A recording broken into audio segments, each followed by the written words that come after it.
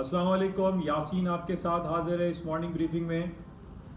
आज इस हफ्ते का लास्ट वर्किंग डे फ्राइडे का दिन है और डेट है आज 6 नवंबर। 3 दिन गुजर चुके हैं और अभी तक हमें अमेरिका के इंतखाबात के फाइनल रिजल्ट का पता नहीं चल रहा है। हर तरफ से ये दावे किए जा रहे हैं, जो बाइडेन की तरफ से, ट्रंप की तरफ से, कि जनाब हम जीत गए हैं, हम जीत गए, लेकिन अभी तक सरकारी फाइनल नतीजा नहीं आया है।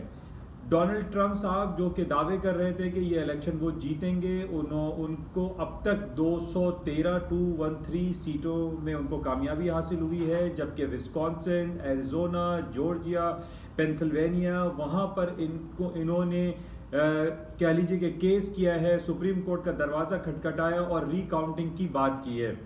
और कई जगहों से ये भी खबर आई कि उन्होंने ट्विटर पे ये कहा है कि जनाब काउंटिंग को रोका जाए और जनाब हम जीते हुए हैं, जो बाइडेन हारे हुए हैं। तो बहरहाल दोनों तरफ से ये अभी तक दावे किए जा रहे हैं, लेकिन अभी जो वाज़ेह अक्सरियत होनी चाहिए 270 सीटें, 270 सीट्स जो उनको चाहिए, वो अभी तक दोनों में से किसी ने भी हासिल नहीं किए हैं। अब हमारी नज़रें सिर्फ पेंसिल्वानिया, जॉर्जिया, एरिजोना, ये 3-4 जो स्टेट्स हैं जहां पर रिकाउंटिंग की बात की जा रही है और जहां पर फ्रॉड, धांधली की बातें की जा रही हैं।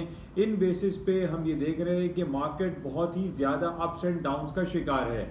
कल सारा दिन जब हमारे पास ये खबर रही कि जनाब जो बाइडेन साहब जीत जाएंगे, स्टॉक मार्केटों ने बहुत अच्छा परफॉर्म किया और पूरी दुनिया की स्टॉक मार्केटों में प्लस ग्रीन टेरिटरी का इंडिकेशंस हमारे पास मिलते रहे। लेकिन लेट नाइट जब हमारे पास ये खबर आई कि जनाब ट्रंप साहब ने सुप्रीम कोर्ट का दरवाज़ा खटखटा दिया है, उन्होंने लॉ सूट फाइल कर दिया है कि जनाब वहाँ रिकाउंटिंग की जाए, या इस हवाले से जो तहफ़्फ़ुज़ात उन्होंने इजहार किया उस पर मार्केटें थोड़ा सा रिलक्टेंट हुई, डाउन हुई, और आज सुबह से जो हमारे पास मार्केट चल रही हैं उसमें नेगेटिव टेरिटरी का पहलू शामिल है। बहरहाल ये रिजल्ट्स का अनाउंसमेंट अब कल 2 दिन छुट्टी आ जाएगी, सैटरडे और Sunday, might possible Sunday night तक हमारे पास कोई वाज़ेह अक्सरियत के साथ हमें कोई रिजल्ट अनाउंस हो जाए। तो इस बेसिस पे जिस तरीके से ये बहुत ही गंभीर सूरत हाल अमेरिका के इंतखाबात में हो चुकी है, जो कि हमने तारीख में ऐसे पहले कभी देखा नहीं कि जनाब 3 दिन गुजर गए और अभी तक हमारे पास फाइनल रिजल्ट सामने नहीं आ रहा है। तो बहरहाल आज की जो क्लोजिंग है, फ्राइडे की जो क्लोजिंग है, जैसे कि मैं हमेशा आपसे ही कहता हूं कि फ्राइडे की closing is very important closing होती है, और ख़ास तौर पे इस किस्म की जो डिस्प्यूटेड हमारे पास जो रिजल्ट्स आ रहे होते हैं, ख़ास तौर पे ये इलेक्शन के हवाले से, इन बेसिस पे जो मंडे की मार्केट ओपन होगी उसमें एक हैपोजिट मूव हो सकती है, मार्केट गैप क्रिएट कर सकती है। तो मेरी उन तमाम लोगों से जो अपने पोर्टफोलियो को मैनेज कर रहे होते हैं, आप फ्राइडे को अपनी पोजीशन को लिक्विड कर दें, काट दें। इसमें आप इस आसरे में ना रहेंगे जनाब मार्केट अच्छे गैप से खुलेगी तो उनके फेवर में हो सकती है, उनके अनफेवर भी हो सकती है। तो इस हवाले से जो फ्राइडे की मूव होती है उसमें आप इस बात को ज़रूर मलहूज़ खातिर रखा करें कि अपनी पोजीशंस को लिक्विड कर दें, काट दें, होप्स पर ट्रेड नहीं करें। तो बहरहाल आज का दिन बड़ा इंपॉर्टेंट होगा इस हवाले से कि हमारे पास चूंकि अभी तक कहीं कोई कंफर्म रिपोर्ट नहीं आ रही है कि जो बाइडेन साहब जीते हैं या ट्रंप साहब विनिंग की तरफ जा रहे हैं। बहरहाल आज हमारे पास बड़ा इंपॉर्टेंट इवेंट इस हवाले से भी रहेगा कि आज अमेरिका का जो माहाना एक रिपोर्ट होती है जिसको हम पेरोल, नॉन फार्म पेरोल और अनएम्प्लॉयमेंट रेट के नाम से जानते हैं, आज इसकी रिपोर्ट्स आनी है शाम को 6:30 पाकिस्तानी वक्त के मुताबिक। अब ये बड़ी इंपॉर्टेंट रिपोर्ट है। जिस तरीके से पिछले 6-7 महीने से हम कोविड-19 के हवाले से लोगों को देख रहे हैं कि लोगों के पास जॉब्स नहीं है, जॉब अपॉर्चुनिटीज़ नहीं है, ले ऑफ्स हो रहे हैं, और लॉकडाउन और शटडाउन की वजह से वो बिजनेस एक्टिविटीज़ हमें दिखाई नहीं दे रही अक्रॉस दी बोर्ड पूरी दुनिया में जो प्री पैंडेमिक थी। तो बहरहाल आज बड़ा इंपॉर्टेंट डे रहेगा, लेकिन जो हमारे पास रिपोर्ट्स फोरकास्ट की जा रही है उसमें ये कह रहे हैं कि आज पेरोल और अनएम्प्लॉयमेंट की रेट जो रिपोर्ट्स हैं वो निस्बतन बेहतर आएंगी। तो इस बेहतर आने पे स्टॉक मार्केट हो सकता है रिलक्टेंट हो, थोड़ी सी मार्केट अपसाइड मूव दे दे। लेकिन बहरहाल इन तमाम जो डेटाज हो रहे हैं या रिपोर्ट्स आ रही हैं, रात में एफओएमसी की अमेरिका के इंटरेस्ट रेट की अनचेंज रिपोर्ट आई, इसका कोई खातिर खा रिजल्ट, खातिर खा इम्प्लीकेशन मार्केट पर नहीं पड़ रहा है। उसकी वजह सिर्फ ये है कि इस वक्त सबसे बड़ी जो लोगों की नजरें लगी हुई हैं वो अमेरिका के इलेक्शंस पे लगी हुई हैं। कोई भी डेटा आ जाए, कोई भी रिपोर्ट आ जाए, वो मार्केट पर उसके असरात मुरत्तिब नहीं होंगे जब तक हमारे पास कंफर्म रिपोर्ट रिजल्ट्स नहीं आ जाता इंतखाबात का। इसलिए कल रात को रात के लेट नाइट 12 बजे भी हमारे पास अमेरिका की फेडरल ओपन मार्केट कमेटी की रिपोर्ट आई। उन्होंने अपने इंटरेस्ट रेट को अनचेंज रखा, लेकिन मार्केट में कोई खास मूवमेंट नहीं हुई, मार्केट रिलक्टेंट रही। और इस वक्त अभी हमारे पास जो मार्केट है डाउन साइड पे है, रेड टेरिटरी में है। उसकी वजह से हम ये कह सकते हैं कि अब ये थोड़ा सा ये जो इंतखाबात का सिलसिला है ये लिंगर ऑन हो रहा है और इसके रिजल्ट्स आने में थोड़ा वक्त लगेगा। 2 से 3 से 4 दिन, भले 1 हफ्ते भी लग सकता है, लेकिन नोबडी नोज कि ये सुप्रीम कोर्ट का फैसला कब आएगा और रिजल्ट कब अनाउंस होगा।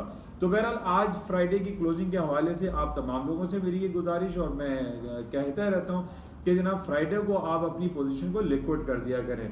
Don't keep hope alive.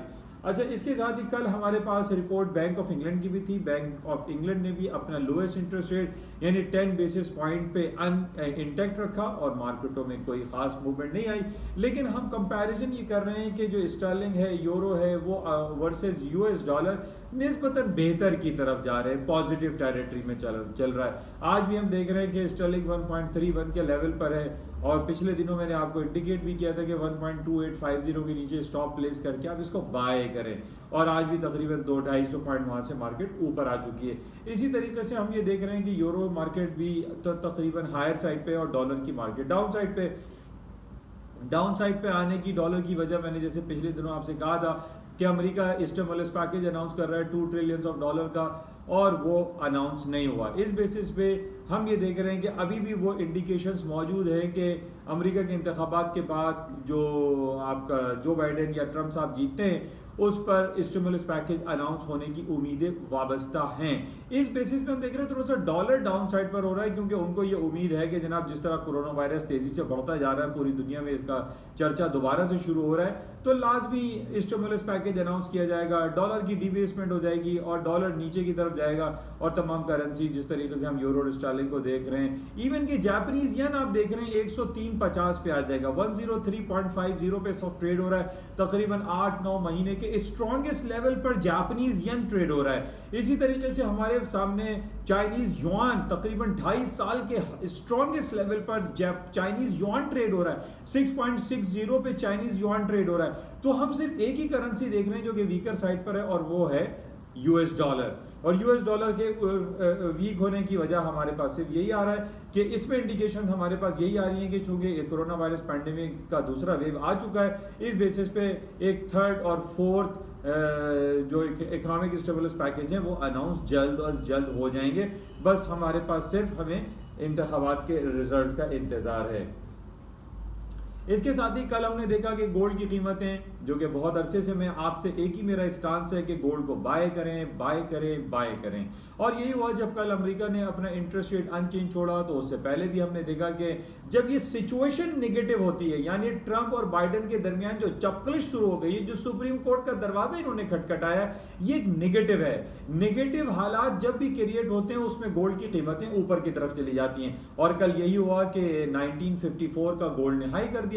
आज तकरीबन थोड़ी सी मार्केट ने करेक्शन ली है, एक हेल्दी करेक्शन आप कह लीजिए कि 1940 पे मार्केट चल रही है। लेकिन मेरी तरफ से आप लोगों को एक इंडिकेशन है, एक ट्रेड रिकमेंडेशन है कि आप 1935 के नीचे के स्टॉप्स प्लेस करके गोल्ड को बाय करें।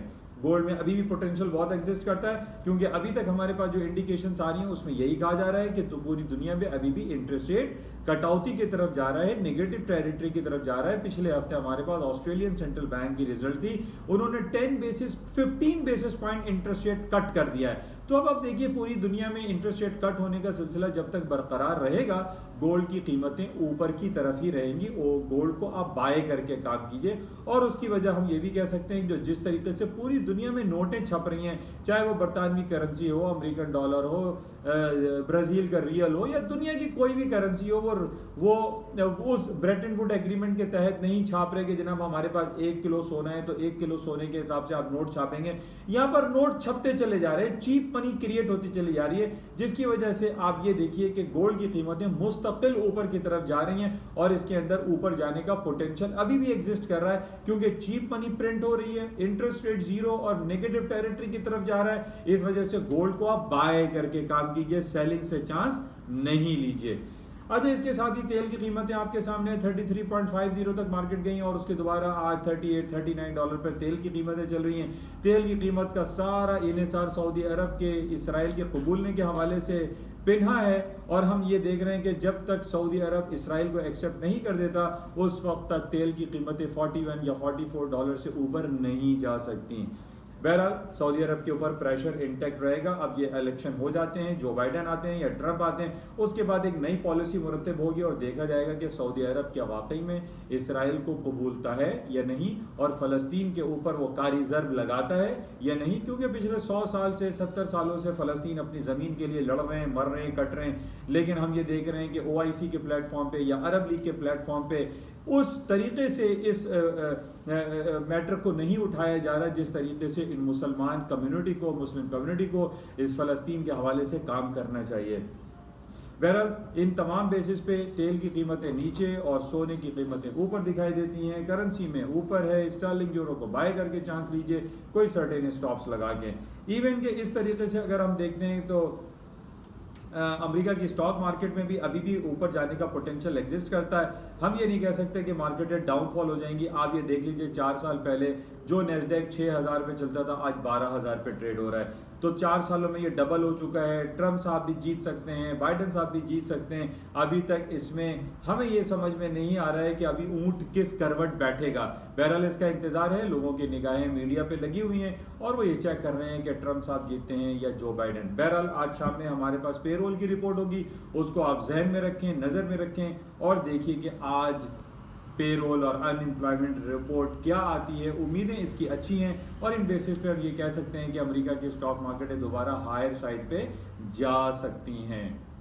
तो ये आज तक की तमाम रिपोर्ट थी। आज फ्राइडे है, वीकली क्लोजिंग है। सैटरडे और संडे कोई ख़ास इवेंट होगा तो संडे नाइट आपसे दोबारा हाजिरी होगी, अदरवाइज मंडे की मॉर्निंग ब्रीफिंग में दोबारा आपसे हाजिरी होगी, मुलाकात होगी, और जो भी सैटरडे संडे में हालात व वाक़यात रहे होंगे वो आपके साथ शेयर की जाएंगे। जाते हुए आपसे गुजारिश, इस यूट्यूब चैनल को प्लीज़ लाइक करें, शेयर करें और सब्सक्राइब करें with bell icon. Thank you, खुदा हाफिज़।